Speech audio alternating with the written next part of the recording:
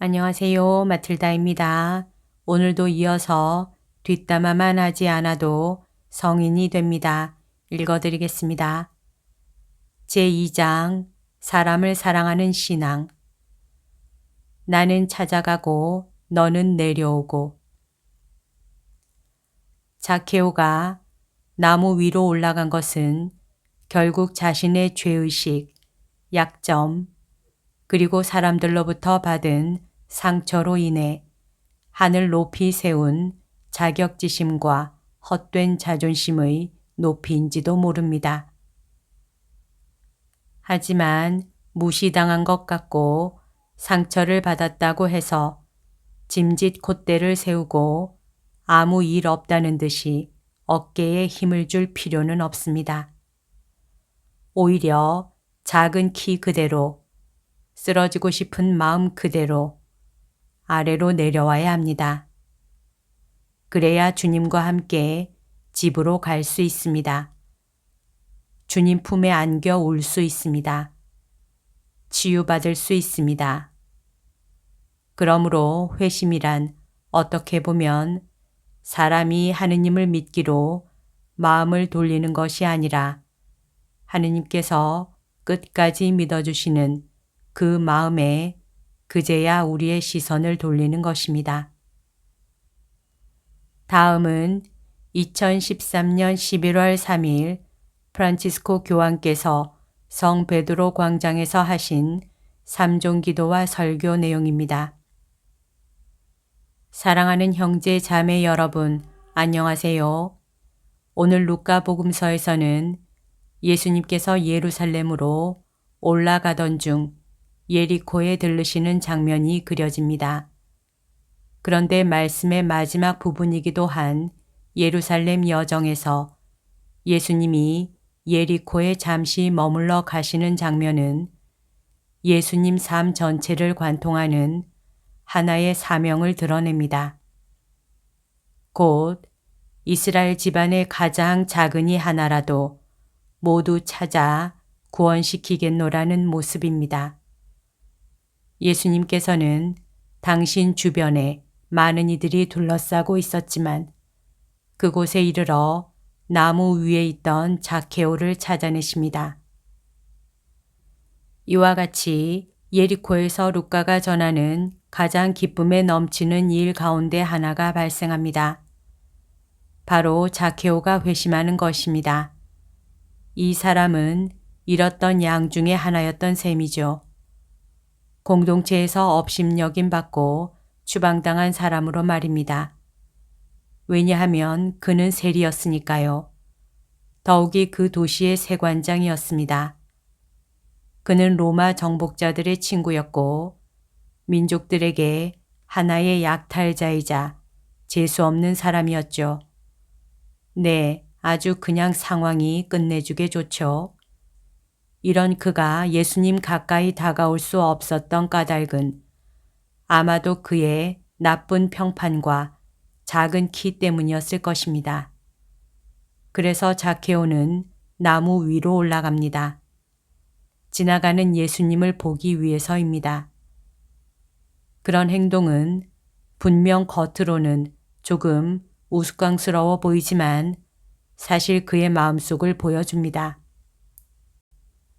곧 군중에 가려 볼 수 없는 예수님을 보고 싶다는 강렬한 원의의 표현인 것입니다. 하지만 자케오 스스로는 자신 행동의 이 근원적인 의미를 몰랐습니다. 왜 그렇게 하는지 모르면서도 그렇게 했지요. 그는 그저 군중 때문에 볼 수 없었던 예수님을 지나가는 모습만이라도 보기 위해 그리했습니다. 하지만 예수님은 그 나무 가까이에 이르시자 그의 이름을 부르십니다. 자케오야, 얼른 내려오너라. 오늘은 내가 너의 집에 머물러야 하겠다. 그런데 이 사람이 누구지요? 네, 키 작고 모두가 거절하던 어찌 보면 예수님과 멀리 떨어져 있던 죽은 사람 취급받던 사람이었습니다. 하지만 예수님은 그런 그를 부르십니다. 사실 자케오라는 이름은 그 어원으로 보자면 매우 좋은 의미를 지니고 있습니다. 바로 하느님께서 기억하신다라는 뜻입니다. 참 아름다운 이름입니다. 하느님이 기억하신다. 예수님은 이렇게 자케오의 집으로 가십니다. 예리코의 모든 사람들이 이를 비난하고 나섭니다. 군중들은 말하죠. 좋은 사람들이 이 도시에 얼마나 많은데 어떻게 하필이면 세리의 집에 가는 거지? 맞습니다. 그는 잃어버린 사람이었으니까요. 예수님은 말씀하십니다. 오늘 이 집에 구원이 내렸다. 이 사람도 아브라함의 자손이기 때문이다. 그날 자케오의 집에는 기쁨과 평화와 구원이 찾아왔습니다. 예수님이 찾아오셨기 때문입니다. 그 어떤 능력이나 사회적 조건, 어떤 종류의 죄나 범죄라 하더라도 하느님의 마음속에서 우리를 지울 수는 없습니다. 우리가 그분의 자녀들이라는 점은 없어지지 않습니다. 하느님은 언제나 우리를 기억하십니다. 그분은 자신의 창조물 가운데 그 어떤 것도 결코 잊지 않으십니다. 그분은 아버지시니까요. 그분은 언제나 애정 어린 눈으로 지켜보시며 당신이 생명을 준 자녀들이 집으로 돌아오기를 바라십니다. 자, 봅시다. 오늘 자케오는 나무 위로 올라갔습니다. 분명 우스꽝스러운 짓이었죠. 하지만 그는 그 행동으로 구원받았습니다. 이에 제가 여러분께 한 말씀만 드리지요. 만약 여러분이 마음속에서 무엇인가를 느낀다면, 만약 여러분이 어떤 것을 행하다가 부끄러움이 느껴진다면 잠시만 머물러 보세요. 놀라거나 불안해하지 말고 이때 생각하세요. 그분은 결코 나를 잊지 않으시며 나에 대한 기대를 버리지 않으신다는 것을 말이죠. 그분은 여러분을 믿으십니다. 이것이 우리의 아버지 하느님과 예수님의 우리에 대한 기다림이자 기대입니다. 예수님은 자비로우십니다. 그분은 결코 용서하시는데 지치지 않으시죠. 잘 기억하셨으면 좋겠네요. 이런 분이 바로 예수님이십니다.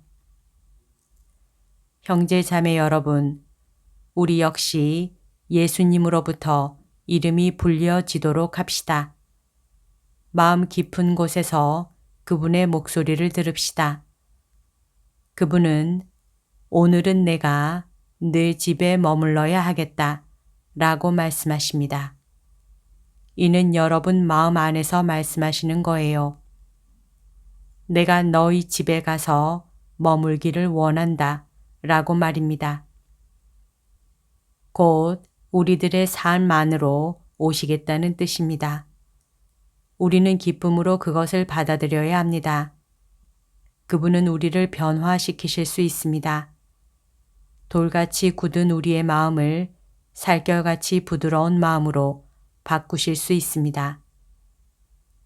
우리를 이기주의에서 벗어나게 해 주실 것이며 우리의 삶을 사랑의 선물로 만들어 주실 것입니다. 예수님은 이런 것을 능히 하실 수 있습니다. 우리 모두 예수님을 바라봅시다. 여기까지가 오늘 들려드릴 내용입니다. 오늘도 하느님의 뜻 안에서 서로 사랑하는 하루 보냅시다. 사랑합니다. 축복합니다.